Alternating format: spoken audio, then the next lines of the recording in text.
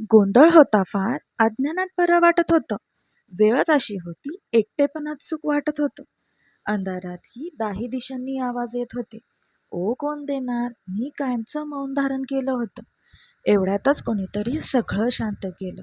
वादळातही कसं काय कोणाला माझं घर गवसलं? लक्क झालं तेव्हा उद्ध्वस्त दिसलं सारं. विचारलं त्यांनी, एवढ्या सुंदर घराचं नुकसान कोणी केलं?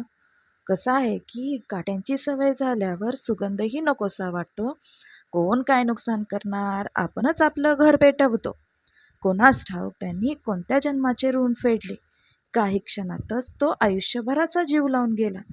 म्हणून अभिमानाने म्हणते, तुझ्यासारखा जोडीदार भेटायला भाग्य लागतं. तू भेटलास आणि स्वतःशीच नव्याने ओळख झाली.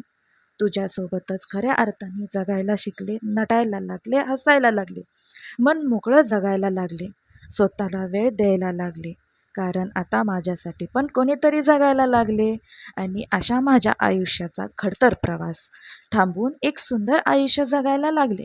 म्हणून आज फक्त तुझ्यासाठी एवढंच म्हणेन, वडाच्या झाडा एवढा दीर्घ आयुष्य असावास तू, आणि जन्मजन्मी फक्त आणि फक्त माझाच असावास तू, फक्त तुझ्यासाठी.